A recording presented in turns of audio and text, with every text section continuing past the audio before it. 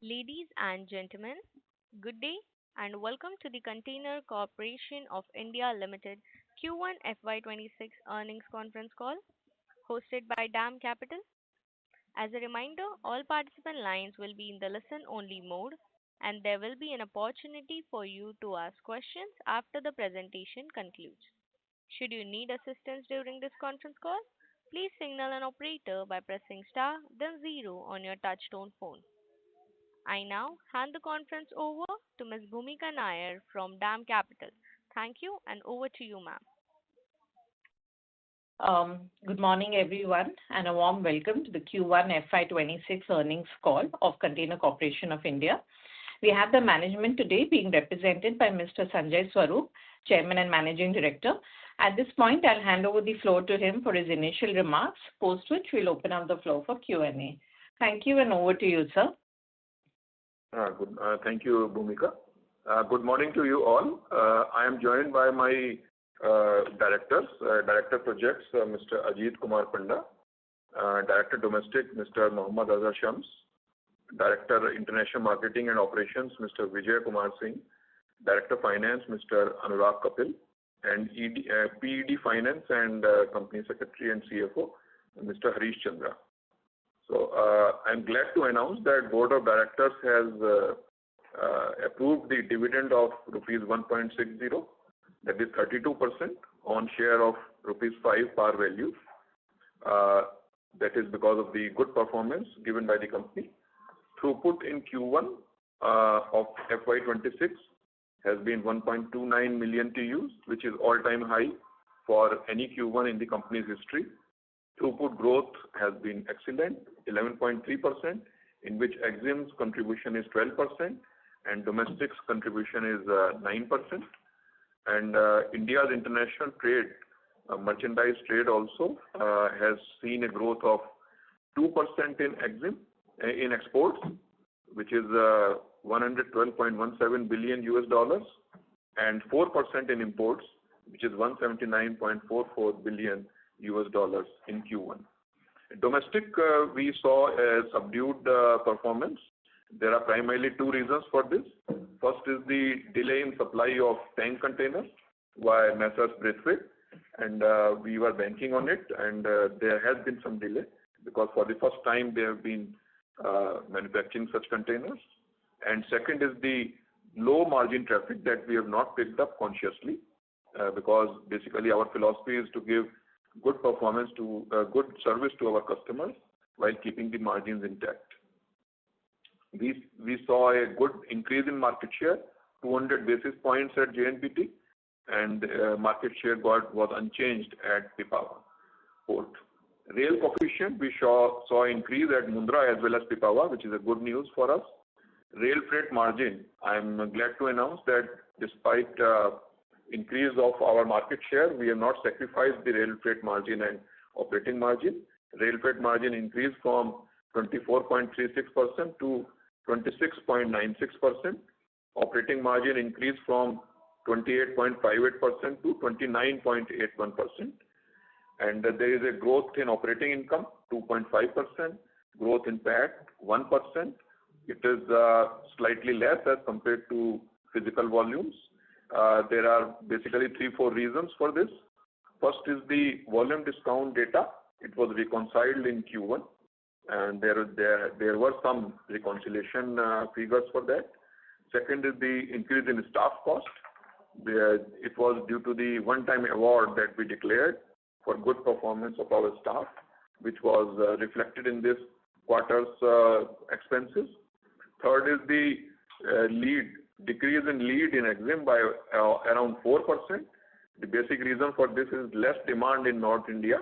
North India ICDs, there was less demand of imports exports like Ludhiana, Tughlakabad and Sidkul ICDs. So we saw below performance in these ICDs in Q1. Of course, now it has normalized in Q2. Then last reason is subdued demand in domestic, which I already explained earlier.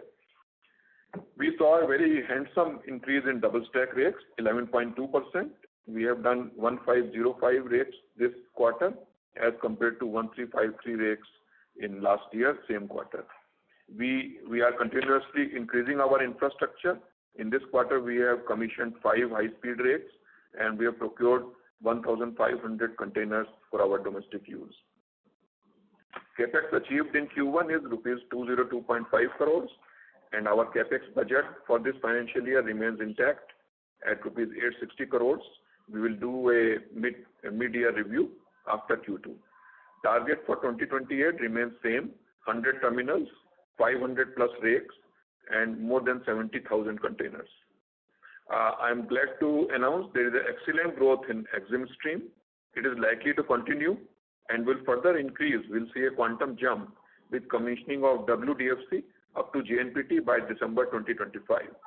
In domestic, after a muted Q1, now there is a very robust growth we are observing in Q2 with excellent demand from Eastern India, mainly Gunny Bales traffic.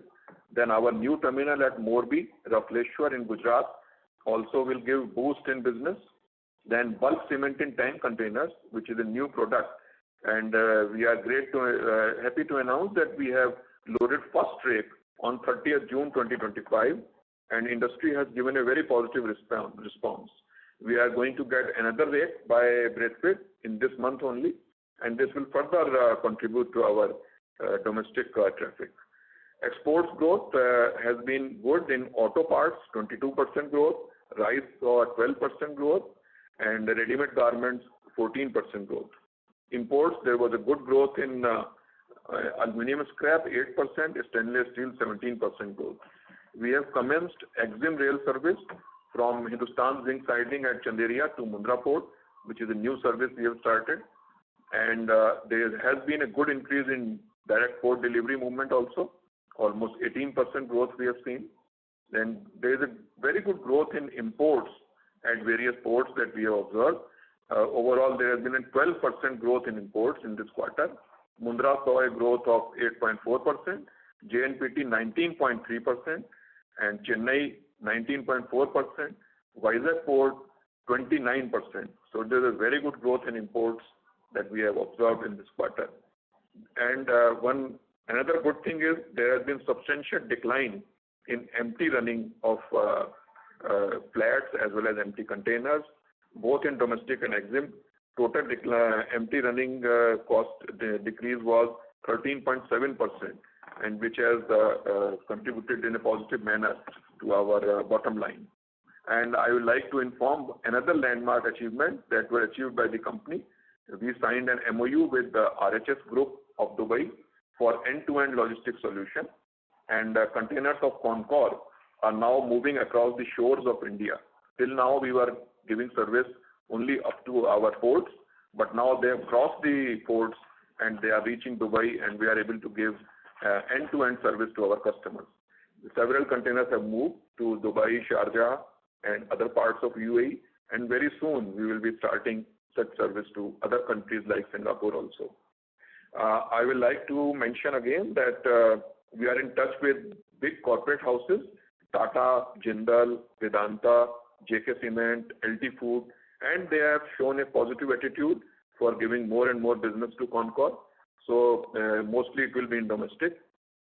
So the outlook of company is very strong and positive, and we hope that we will be showing very good results in the coming quarters of this financial year. At this point, I would like to keep the guidance unchanged at 13%, in which EXIM will be 10% and domestic will be 20%. So that's all opening remarks from my side. Now you can start your questions. Thank you very much.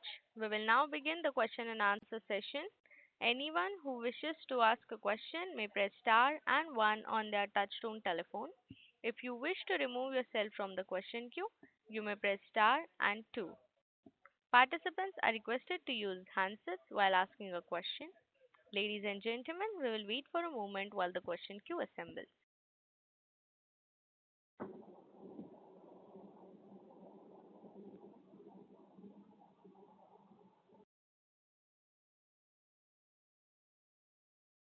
The first question is from the line of Disha Giriya from Ashika Institutional Desk. Please go ahead. Good morning. I hope I'm audible. Yes, ma'am, you're Yes, audible. audible. So my first question is regarding the domestic volume and the domestic realization. So what we have seen in the past is whenever there has been a volume thrust, a volume increase, the realization has gone down and that impacts your revenue. So could you give us a competitive intensity of what the market dynamics is right now in the domestic market and how we are going to take it forward? Because our top line decline is something that concerns me. Yeah, as I informed you that domestic, the growth was muted in the first quarter, and now we are seeing very good growth in domestic, and we are getting return traffic also. So empty running is coming down. And in Q1 also in domestic, empty running in fact has come down by almost 12%. So with the good management of demand, we are quite hopeful that in the coming quarters, we will show a good performance in domestic. Okay. So my second question is regarding the bulk cement containers. We already have one rake from Braithwaite, and you said that we are in process of receiving the another rake. So if you could just give us some quantitative numbers on how the demand has been and how is it processing out in the market, and what do you expect it to contribute to the total volume for the full year? See, demand is enormous. Like we do around 14 to 15 million tons in domestic every year. So demand is only bulk cement in tank containers can add same volume every year. So hardly 9 to 10% is moving by rail. Everything is moving by road. So this is a new product that we have launched.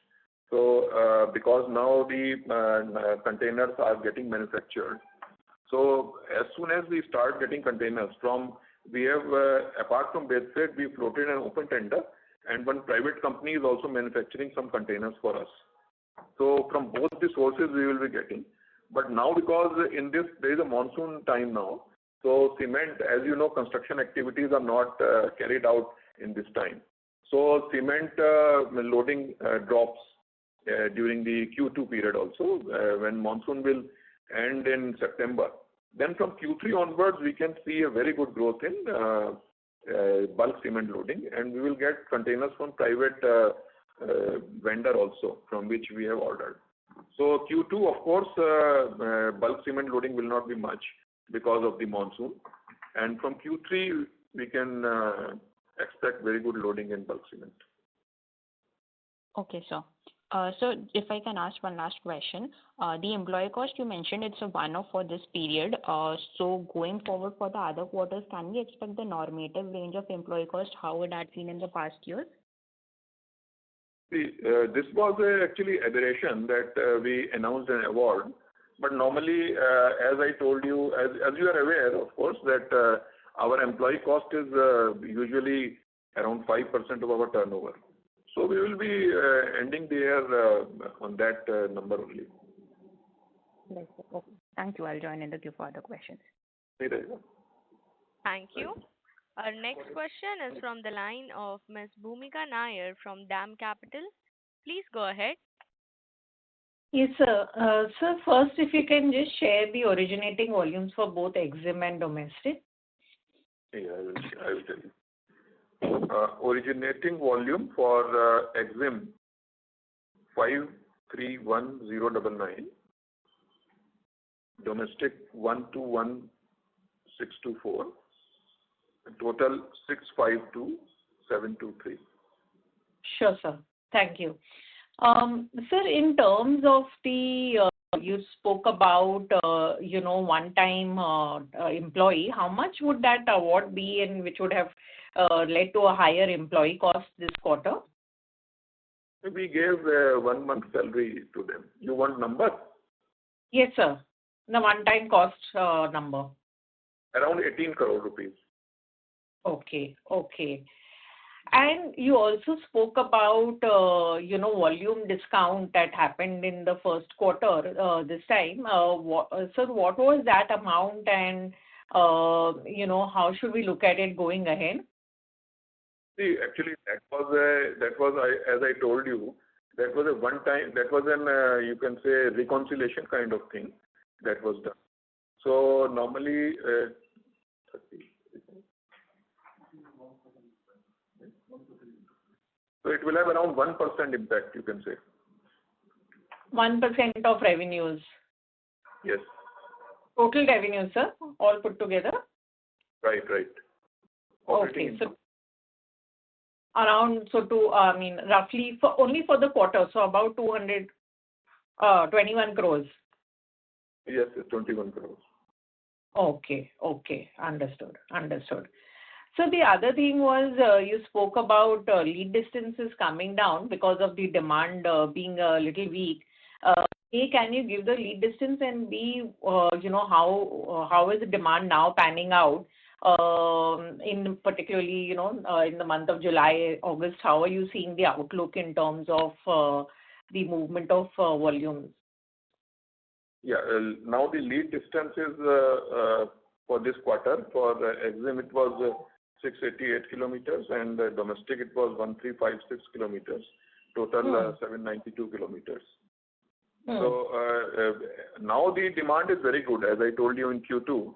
So this North India is showing good demand, and both imports, exports, as well as domestic has picked up. In Q1, it was somehow subdued. So it has picked up now, and we are getting good volumes. Okay. And in terms of, export, import, any improvement that you're seeing out there, particularly given this whole trade-related issues, tariffs, are you seeing any slowdown per se that you're witnessing now in August, September? See, all I can tell you is that in Q1 we have posted a handsome growth of 12% in export-import handling. And till now, we are able to maintain that. So we are not seeing any impact. Okay. Sure, sir. I'll come back in the question queue. Thank you. Okay. Thank you. Our next question is from the line of Priyankar Biswas from JM Financial. Please go ahead. Thanks for the opportunity. My question is, see sir, in last year 1Q, the EXIM volume base was quite low because it was, if I recall, something like 481,000 TUs on an originating basis. And then in September, we had a large increase as well, and this rate was maintained in September and December. So, given that even on a weak base, we were not able to deliver a very strong growth, so what gives us the confidence that in the next 2 quarters, we will have growth on a relatively high base? So that's my first question. See, as I told you, in this quarter, you are right, it was around 481,000 last year in EXIM and originating. But we are able to give 10.2% growth in that. And for Q2, I can tell you, same growth is being maintained. So what is your question exactly? I am not able to understand. We are able to maintain that growth, and there is a demand in import-export both. So what exactly are you asking? I am not able to understand. See, I am asking that in September 2024 quarter, your EXIM volumes increased very sharply. So from 480,000 TUs on handling basis, on originating basis, to something like 550,000 TUs broadly. So that was a steep jump, almost like 15% quarter-on-quarter jump that you had last year. So can a similar level of growth happen QOQ this time as well? See, I am not an astrologer, so I cannot predict what will happen in the remaining part of the year.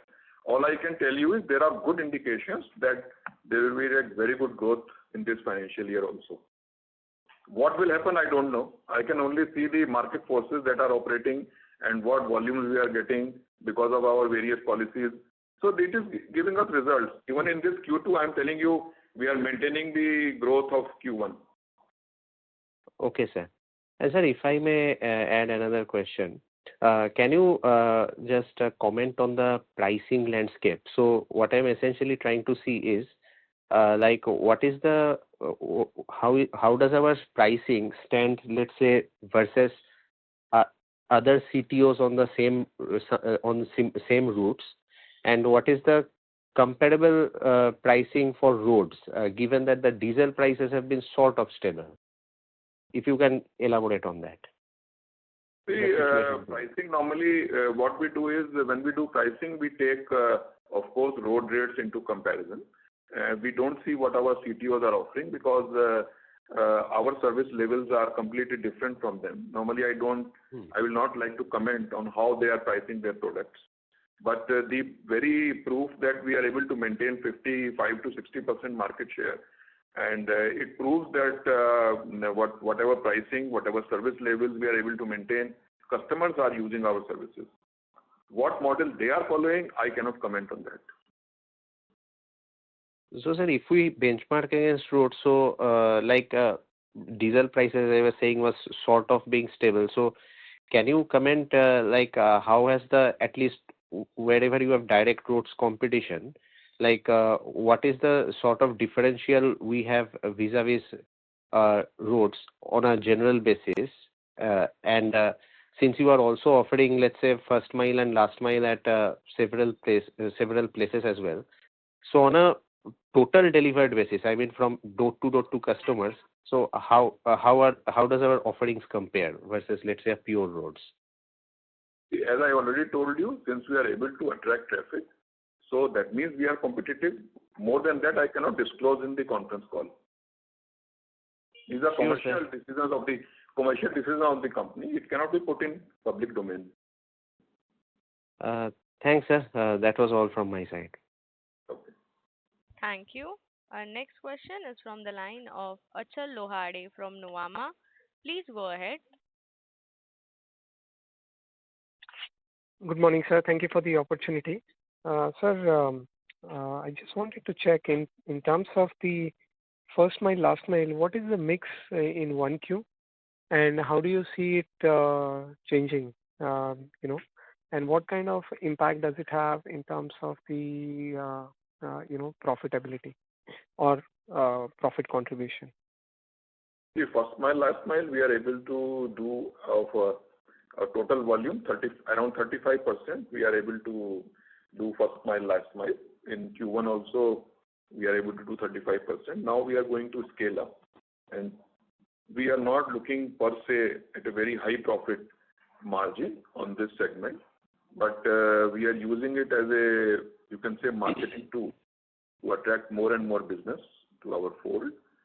Even with very less margin, we are aiming to attract more customers so that we get more business and in turn more traffic on rail, warehousing and handling. So that will be our major sources of revenue, not first mile, last mile. But of course, it is a profitable business. We are not incurring any loss in that.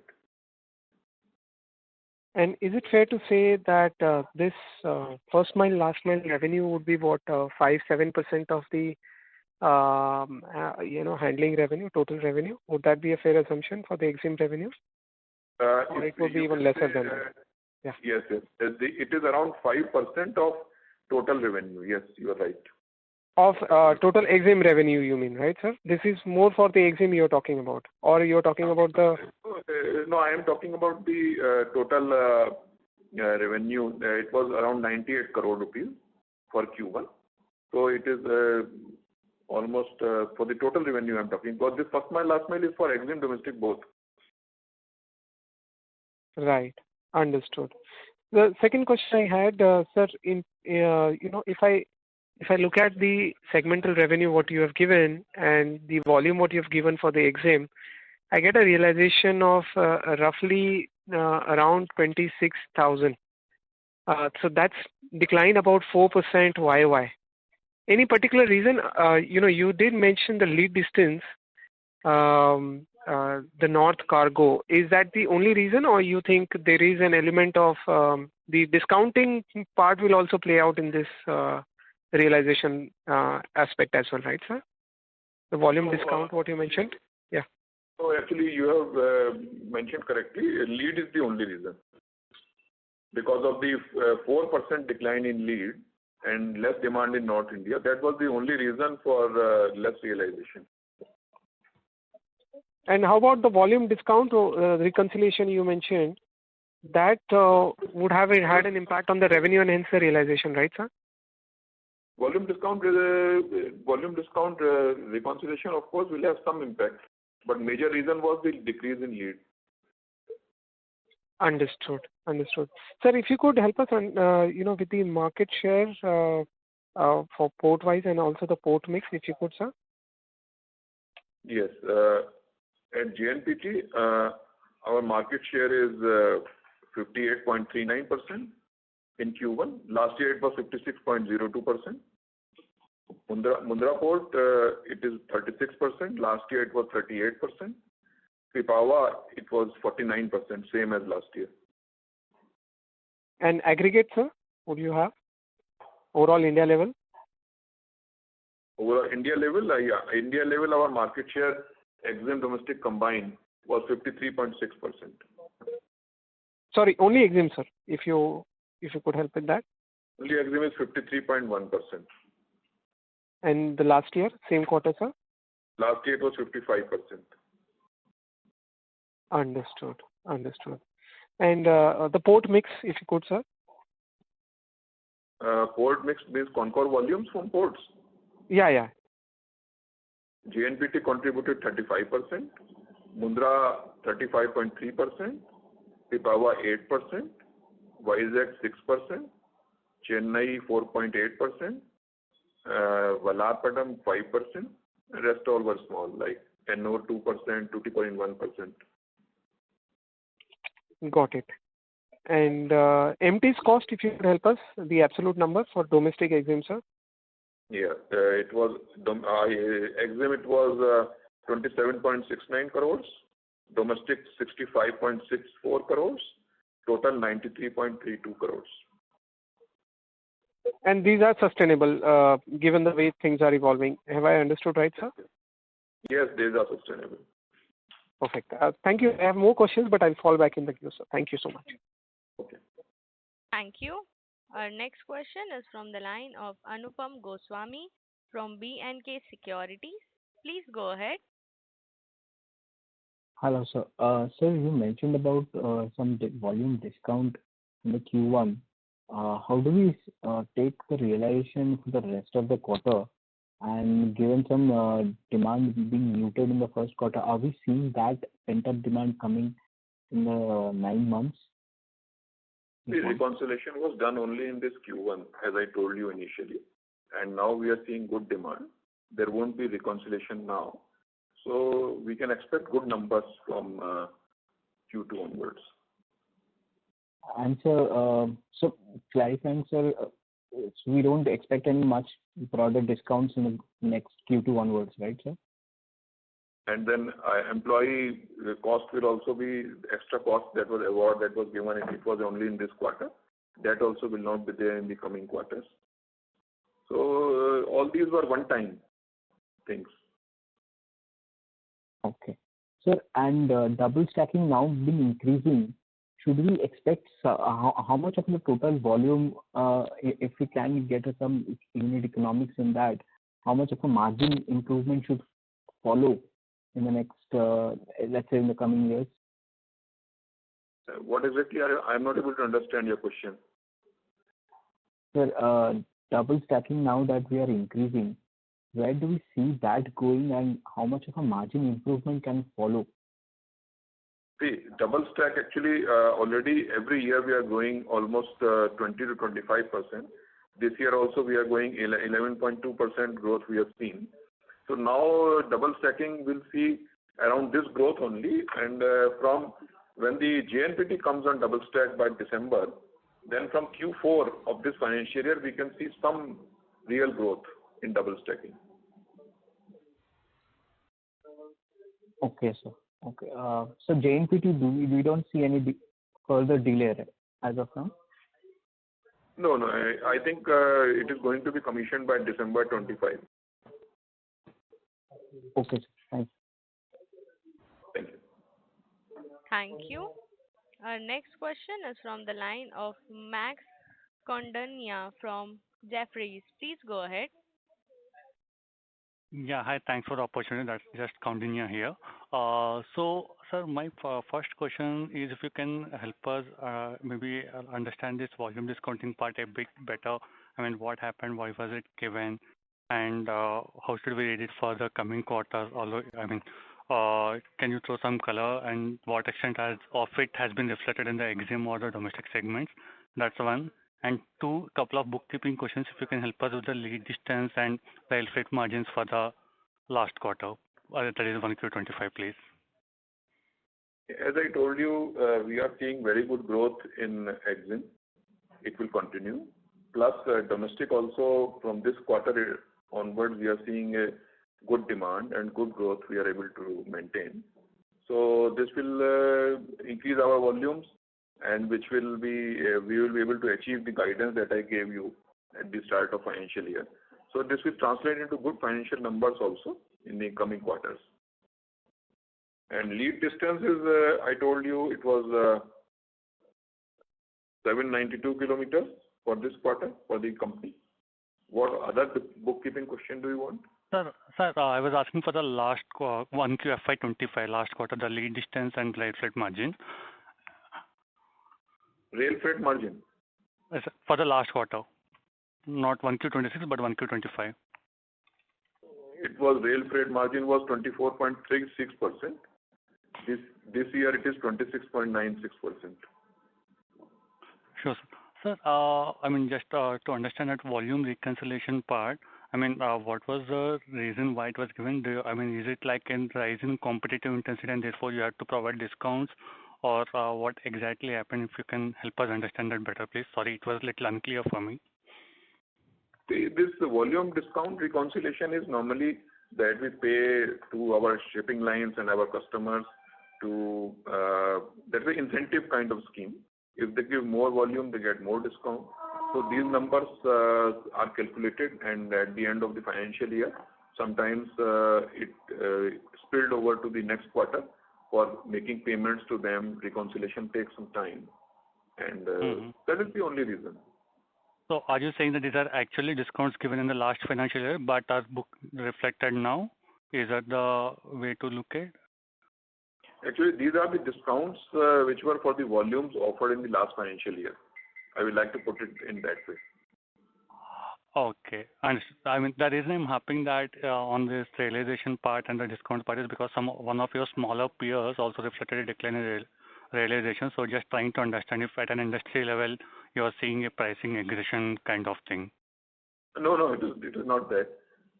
It happens every time. Reconciliation takes some time. You are very well conversant in finance, so you know these things. Actually, there is no change in our discount policy.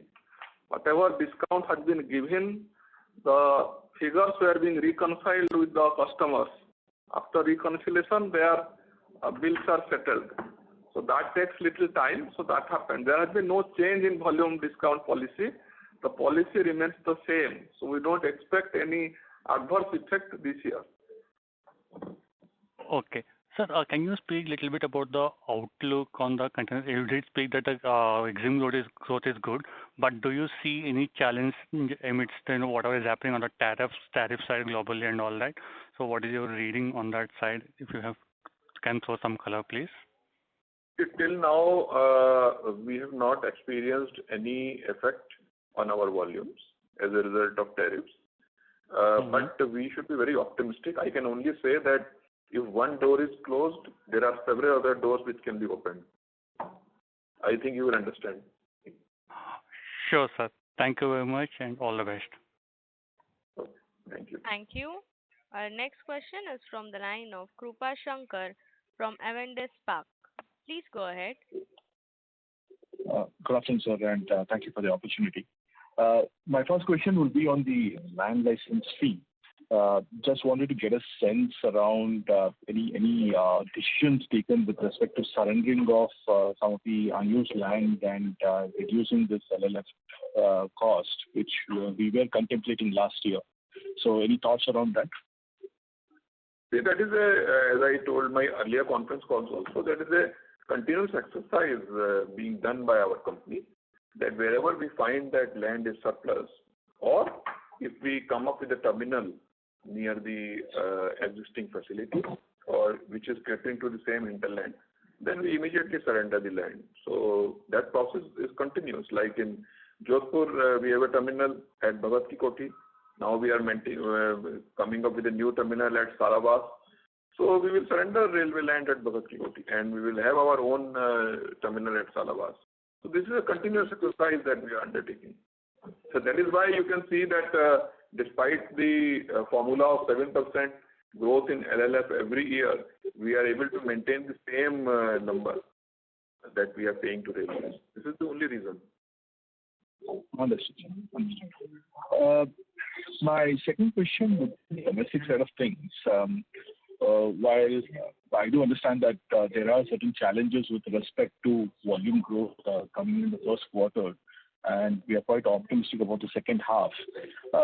The 20% guidance what you have given puts a lot of pressure on achieving in the second half.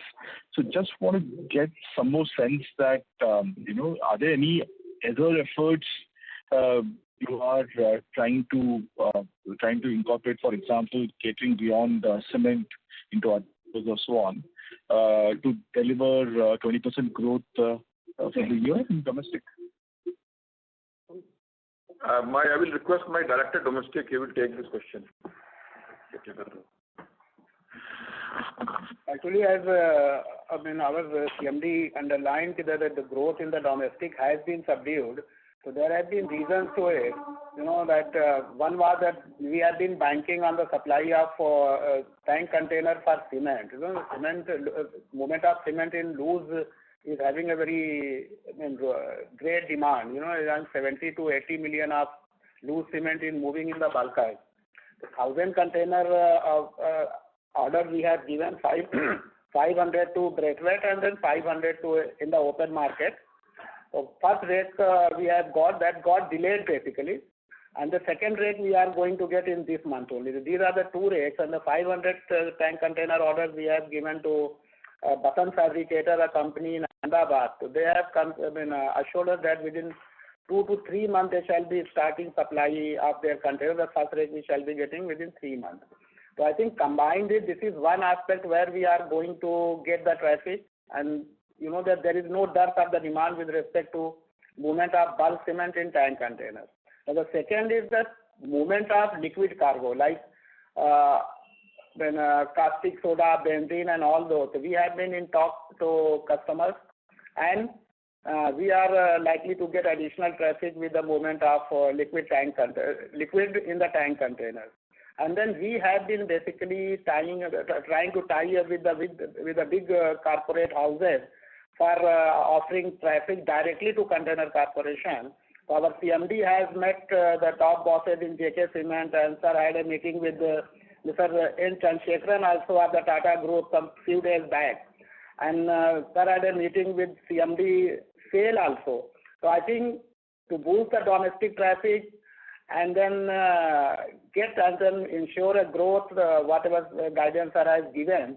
So I think we are on the line, and to cater this traffic, we have given order of 1,040 feet open top containers for carrying various steel products. So I think these 2-3 initiatives like bulk cement and then liquid cargo and the association with the top group and 40 feet open top containers for steel movement, I think these combined together, we are going to get a good traffic in the domestic. I think starting from the mid of the second quarter and then subsequently third and fourth quarter. Understood. Thank you for that detailed explanation. One last question, if I may. On the EXIM side of things, so you did mention that the rail coefficient has increased in Mundra and Pipavav. Just wanted to get a sense, what has led to this improvement in this quarter, and the extent of sustenance of this improvement going ahead. While you did mention that JNPT leg will further improve the rail coefficient levels, but just wanted to get a sense on what is driving this improvement in Mundra and Pipavav. Mundra Pipavav actually is getting more traffic for ICDs, so that's a healthy trend, I should say. At Mundra around 2% and Pipavav it is around 3%.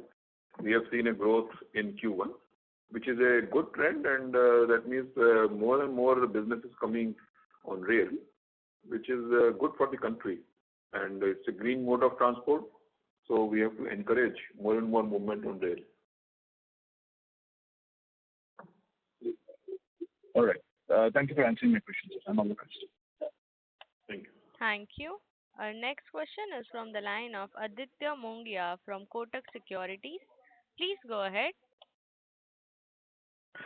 Yeah, thank you for the opportunity. Just a clarification to start with. From what I could recall, you gained 200 basis points of EXIM market share in JNPT, and you lost 200 basis points of EXIM market share in Mundra. And both these are kind of equally relevant in your port mix. How come have you lost 200 basis points overall in margins? Is it just a growth differential between Mundra and everything else, or am I missing something over here? In margins? No. I'm just saying in market share. Apologies for the confusion. It's market share, not margins, yeah. So just that you won as much in JNPT incrementally as you lost in Mundra, and both these are equal heavyweights in your port revenue mix. And how come you've lost 200 basis points on overall margins? I could not get it very well. So now the thing is that as I told you in my opening address, there was a subdued demand in North India in our ICDs like Tughlakabad, Dadri, Ludhiana, and Pantnagar. And primarily the Mundra traffic is being catered by North India ICDs. So this subdued demand in North India directly reflected in Mundra volumes. So that is the reason of 200 basis points drop at Mundra. And JNPT is primarily catering to areas like this Hyderabad, Nagpur, Indore, Bhopal. So these ICDs have done extremely well, and both in imports and export terms. So that is why we are seeing a good growth in JNPT, Ankleshwar also, Baroda also. All these ICDs of central India, I should say, and south, some ICDs, they have shown a very good growth trend. So that is why JNPT saw a good growth of 200 basis points, and Mundra we lost 200 basis points because of less demand. Which is now in market Q2, share, right? This is market share, right? So you lost market share in Mundra because someone else gained market share, right? Not because of demand. Yes. Someone has gained market share because in their ICDs they've got more containers, and we somehow could not get in our ICDs. Sure. Just a related question. As in Mundra, your market share obviously. So in JNPT, you have been able to reverse the market share trend, but in Mundra, that has not happened over the last 2-3 years. Any specific kind of thought process on how, as in any learnings from JNPT, can we reverse the trend in Mundra incrementally, and how to go about it? See, all the markets are not same. On some segments there is very low margin movements also, which consciously we are not picking up. Low margin business is not the policy of the company to pick up any margin business. So that is the only reason. As far as learnings are concerned, definitely we keep track of our various customers, various ICDs. We do threadbare detailed discussions, and wherever course corrections are required, we are taking that course correction. Understood. On the second question is more on the rail freight margin.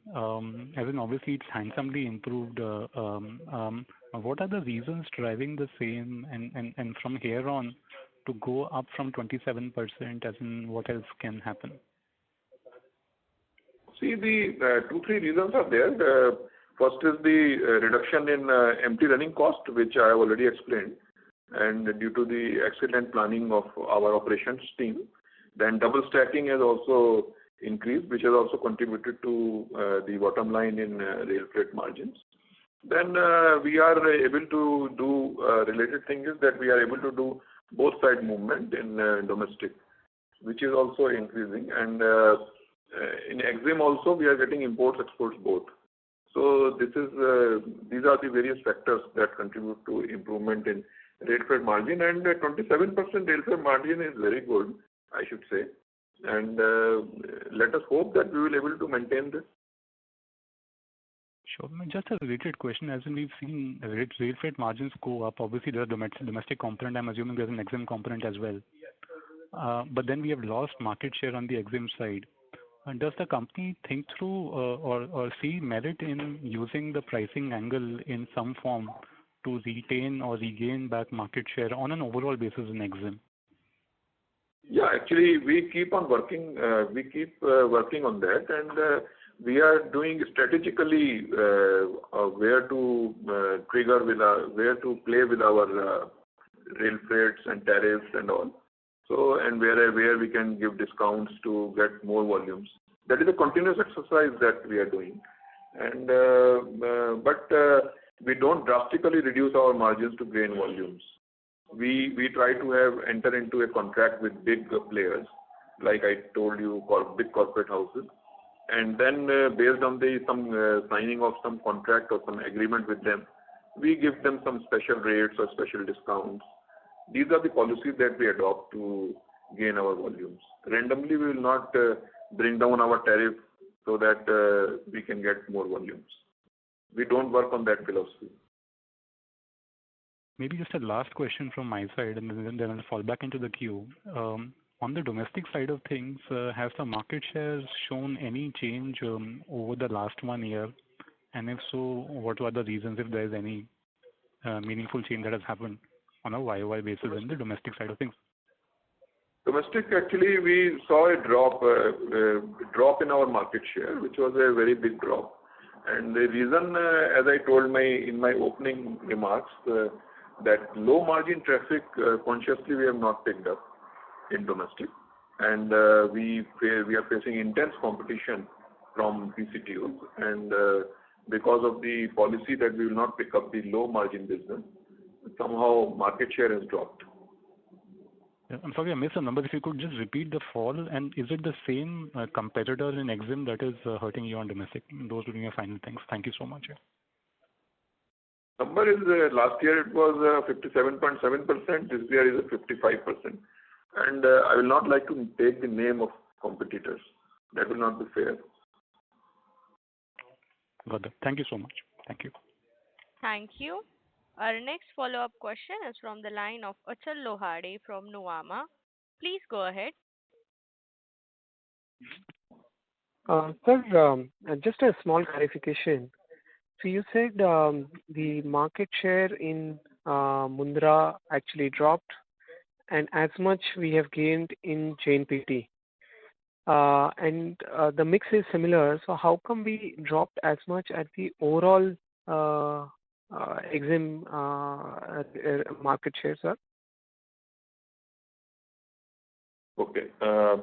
EXIM market share overall, it comprises of pan-India volume, apart from JNPT and Mundra, because JNPT and Mundra contribute combined 70% of our total EXIM. So rest 30% is also there. So that also contributes to market share. Okay. No, what I was saying is that if I look at the market share, it's stable at Pipavav. Mundra, Pipavav, JNPT together would be the largest proportion. So is the drop in the non-West Coast port that substantial, which is driving this market share drop at the aggregate level? So that analysis we have not carried out. It's a good suggestion. We will carry out the analysis and get back to you. Sure, sir. Sir, one more question. If you could help us with just a ballpark number of the JNPT total, whatever 9 million TU, how much would be destined for North? Which is in and around DFC. Could that be 2 million, 3 million, or 1 million TU thereabout?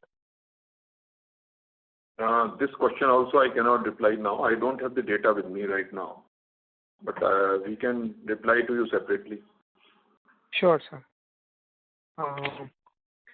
And any quantification you could do with respect to the benefit of the double stacking, like what kind of saving we would have had theoretically out of this double stacking volume, let's say for the quarter? Actually, we had taken out this figure several years back. At that time, it was around 5 lakh rupees for every one double stack train that was handled. But we will have to recalculate in the present context. Understood. And just last question, sir. LLF, what is that number we should work with? Like this 110 crore is a sustainable number. So should we work with 440 or should we work with 370? Like you said, we are looking at the same cost of last year. I think between 370 and 400 should be a good number. Understood. Great, sir. Those were my questions. Thank you so much. Thank you. Our next question is from the line of Ankita Shah from Elara Capital. Please go ahead. Yeah, thank you. So the new terminal additions that you are doing, is this on the EXIM side or domestic side? So normally, now the new terminals that we are creating are all multimodal logistic parks. So they will have both EXIM and domestic facility. To start with, it will have only domestic because EXIM customs notification takes some time. So, but eventually it will have both EXIM plus domestic. So our current terminals, it is around, I think around 60 terminals. Are they fully utilized? We have total 66 terminals. So, yes, they are all utilized. 100%. So that is a different figure for different terminals. That detail I cannot give you in this conference call. We can give you separately. Got it. And sir, what is the thought process behind going overseas market? Thought process is that we want to give end-to-end service to our customers from their doorstep up to the doorstep of their final consignee. So we were able to give service only up to Indian ports. Now we are giving the service right up to the final destination. So that is the basic philosophy of our this will be? Sir, what kind of services this will include? This will include ocean transportation on ships from Indian ports to foreign ports and from there to the final destination. So you tie up with shipping lines for the ocean movement, or you will deploy your own ships. And what about the network? As I mentioned in my opening remarks, we have tied up with one RHS group of Dubai, who is an NVOCC and a big operator in Dubai. So he is taking care of movement from Indian ports up to Dubai and last mile transportation up to the final destination. He is not a shipping line. Okay, got it. Okay. No, okay, that's it from my side. Thank you, sir. Thank you. Our next question is from the line of Pulkit Patni from Goldman Sachs. Please go ahead. Sir, thank you for taking my question. So just one question. While a lot has been said for the last few years about JNPT connecting to DFC and giving huge volumes, what is our preparedness? All these large container orders that we've placed, is that with the idea that the volumes will come to us? Plus, is there any rough calculation on what level of volume growth would come to just not you, but rail operators in general after DFC connects? Because I'm sure when you are placing these orders, you are doing some calculation on what kind of growth you are likely to get. So just some qualitative guidance would be good enough. I'm not asking for actual numbers. See, now the thing is that we are fully prepared when DFC connection is done to JNPT. Right now we have 4 terminals already on DFC. That is Dadri, Kathuwas, Swarupganj and Varnama. And 5th terminal is coming up at Charodi. So we are fully geared up to handle at our terminals. Secondly, we have sufficient number of rolling stock. We are already having 394 rakes at the end of this quarter. And in another 3 years, we will be 500 plus rakes. So as far as rolling stock is concerned, as far as terminals are concerned, we are fully geared up. And then We will be running timetable trains now from Dadri to JNPT once it is connected in collaboration with Indian Railways. So it will result in lot of cargo shifting from road to rail, as we have seen in Mundra, and they will be all double stack trains. So all I can give you a number is as per the National Rail Plan. The rail coefficient at present is 18 to 20%. So this will move to 35 to 40% when DFC gets connected to JNPT. So these are the figures in National Rail Plan. And of course, it will not happen overnight. It will take some time to materialize. Suppose by December 2025, the DFC gets connected to JNPT, then it will take some 7-8 months or maybe 1 year to stabilize this volume.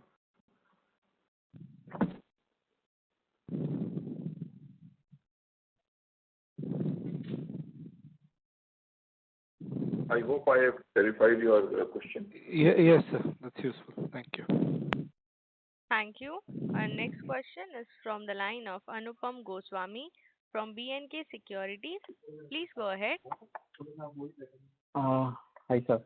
Sir, when we saw the Mundra and Pipavav connecting to rail, how much there the rail coefficient increased, and how confident are we in the JNPT DFC connecting and rail coefficient increasing to that level? Because I feel Mundra we did not see much of a rail coefficient increase. What would lead to here, sir? See, there are various reasons. Mundra also, this quarter we have seen increase. Pipavav also we have seen increase. So maybe there is a different dynamics which plays, like some consignees want that they want to de-stuff the container in the nearby CFSs and use other modes of transport. Shipping lines are also there. So these things are there, but I can say with confidence that because DFC is going right up to JNPT, whereas in Mundra Pipavav it is feeder routes, so there is a lot of difference in that. And if main DFC is going, then it has the capacity to carry 25-ton axle load wagons also, which leverage we are not getting at Mundra Pipavav because Indian Railway track is not fit for that. So double stacking will be much more in JNPT. So you cannot compare the two DFCs. Okay. So just one last question. When we saw tariffs now being, there's an uncertainty in US tariff, will that somehow slow the growth in EXIM in India if some adverse decision is taken there? And at the same time, we have lost some market share in domestic. How confident are we to maintain the guidance in volume terms what we given earlier? See, till now we have not seen any impact of the tariffs on our volumes in Q2 also. And as I told you earlier, if one door is closed, there are several other doors which can be opened. India is a very big economy and it's a very big market. It has got excellent growth prospects, so it cannot be ignored in the world trade. Or I can only mention this much. And as far as the domestic volumes are concerned, my Director Domestic has already explained in detail that we are very confident of achieving the guidance, both in EXIM and domestic. Okay, sir. Thank you. I'll join back. I think. Thank you. I think this should be our last question, I think. Okay, sir. Thank you, ladies and gentlemen. This was the last question for today. And I now hand the conference over to Ms. Bhumika Nair from DAM Capital. Over to you, ma'am. Yes, sir. Thank you very much for giving us an opportunity to host the call, and all the participants as well for being on the call. Thank you very much, sir. Thank you. Thank you. On behalf of DAM Capital, that concludes this conference. Thank you for joining us, and you may now disconnect.